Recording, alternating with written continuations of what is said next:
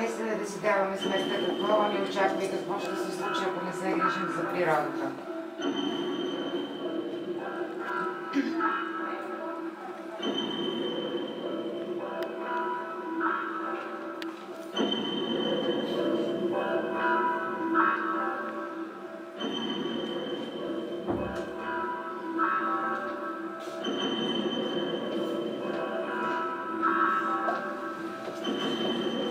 Аз съм убедена, че нашето послание ще бъде чуто от всички хора и ще докоснем сърцата им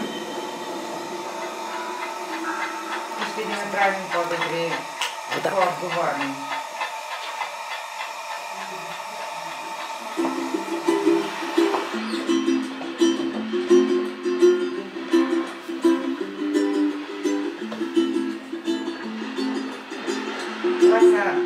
Това сте ние. Това е румънското училище, много малко учили. Това е Испания. Също вие виждате. Ето това са турците. Румъния? Испания? Испанците са училище и румънците също. Великобритания, град Бак е нашата детска градина. Че звука е нашия. Само ние пеем. Звука е нашия. От нашите деца, които пеят. Те са избрали и са решили, че ще сложи този запис.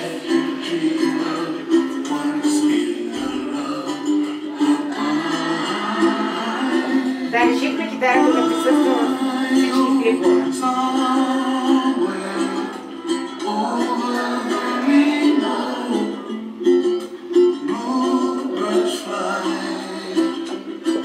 Деца са много сладки, страхотни са. Ще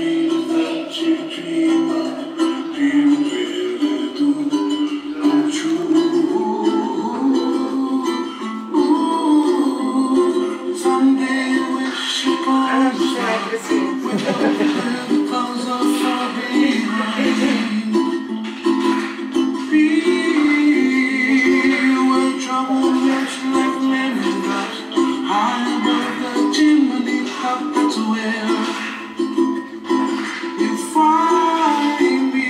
Сега си прекъсват по усмивките и по...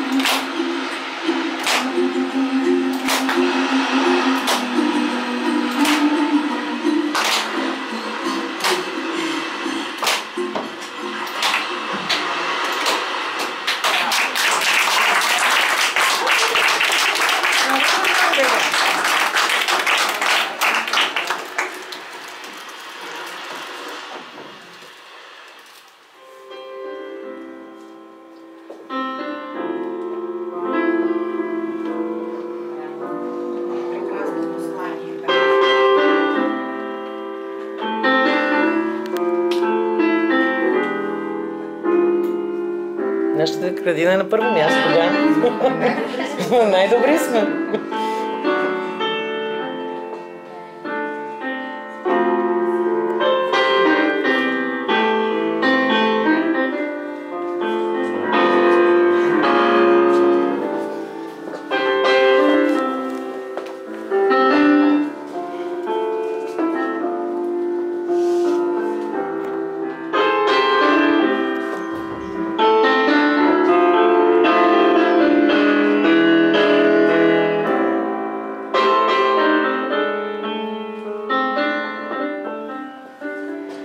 много съжалявам, имаме още едно малко клипче, но няма да можем да ви го пуснем.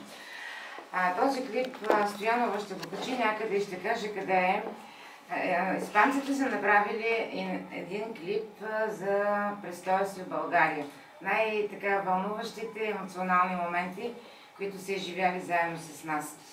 Къде Стоянова могат да го видят родителите? Ние ще го качим някъде в YouTube, ще го качим в нашия профил. Уникален филм са направили за нас. Уникален. 6 дни в 6 минути. Уникално е. Така съм го... Такова име съм му сложила. Престоят им в тези 6 дни, показан в рамките на 6 минути. Обаче на мен много ми се иска някой от вас да каже две думи само за клипа и въобще за идеята ни. За това харесвали ви, доволни ли сте от това, че ние сме работили заедно с вашите деца през тези 2 години толкова целенасочено по проекта. И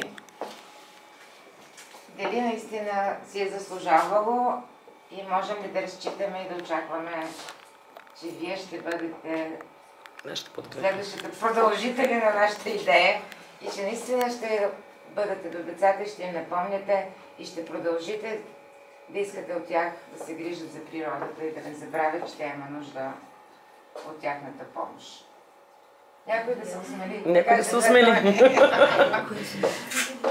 Хареса ли ви клипа? Хареса ли ви клипа първо? Айде оттам да почнем. Хареса ли ви? Ние искахме господин Бързаков на английски да го каже, обаче решихме, че ще го кажете на български. Но може и на английски, ако иска. Ние ще превеждаме там на английски, когато показваме когато показваме презентацията, защото ние сме подготвили други неща за презентацията и този запис ще го включим към нашата презентация. Ами прекрасно послание, още ви казах, споменах след клипчето. Прекрасно сте се справили, децата са чудесни, абсолютно много вдъхновяващо бих казала. Аз лично се разплаках, признавам си. Много докосващо е, дай Боже, все такива хубави проекти с такъв смисъл. Защото наистина е много смислено, всички сте работили много добре в екип. Благодаря. Мисля, че това е страхотен шанс, че точно нашата градина, нашите деца, вие участвате в този проект и не само, че децата учат от толкова малки, нали, да научат, че има други държави, да научат други нови думи, не само на английски, а на други трудни езици и всичко, което правят, да се надяваме, че света ще е по-добър от тях. Много благодаря. Благодаря. Да кажа аз, че аз знам вече околна среда на шведски. Много благодаря. От Ервинин, мисля, че беше. От Ервинин. И много благодаря на целия екип за грижите, които положихте за нашите прекрасни деца. И на мен ми е много мъчно, че ще трябва да се разделим. И на нас страдам. И на нас също. Ами, много ви благодаря. Господин Бързаков, няма ли да кажете?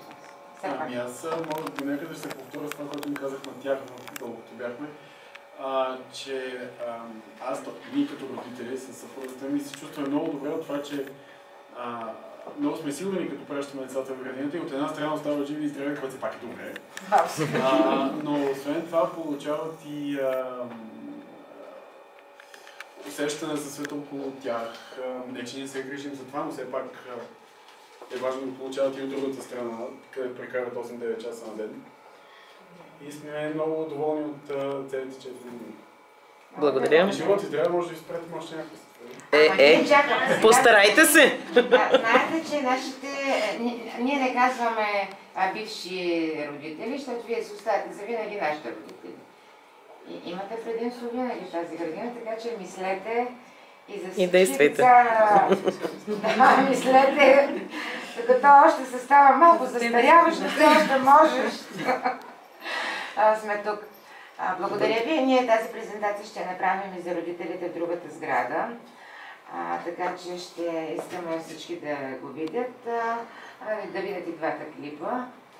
И още веднъж благодаря и сега да отидем пък при англичаните. Иви иска да каже нещо? Мога да допълня. Тъй като инициативата е висока за запознаването на децата с значението на природата за тях. и за света. Мисля, че ще бъде много добре, ако успеете да, като резултат от проекта, да опитате това да се превърне в програма, нещо, което социално да бъде, а не само кампанийно, нали, в някакъв проект. Тъй като предполагам, че това е нещо пилотно. Целта да по-скоро е да се получи, може би ще бъде идеално, ако резултата е, че нещо, което постоянно се случва. Нали, като обучение на децата в градините, това е съответно по-масово, и училищата, и то обмен на децата, нали, информацията за света е изключително полезна за тях, което това, което ние усещаме в нашите. Да, благодаря. Ние за това говорим за устойчивост на развитие. Ние ще продължим да работим по екологията, независимо от това, че нашия проект е излично. И аз ви казвам, ние години вече работим по екологията. За нас екологията е много важна тема. За нас природата е много важна тема. И в никакъв случай няма да спрем. Важното е и това, което аз искам и екипа, който е с мен, е наистина да дадем една гласност, да популяризираме работата си до този момент и ако имаме последователи, те да се включат към нашата кауза. И това е нашата идея. Това е нашата мисия.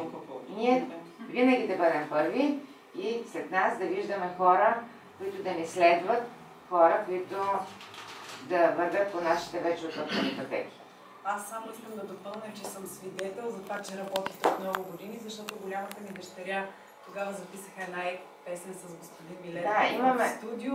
Имаше голям открит урок за фото. Да, във връзка с енергийната ефективност, как да пестим енергията, да. Работя много и интересно ни е, на децата им е интересно, забавно и това, което ми прави впечатление, абсолютно като възрастни зрели хора, те мислят, разсъждават и възприемат нещата. И са силно убедени, че това, което правим, е много полезно, което за мен също е голяма радост. Много ви благодаря, родители. Ние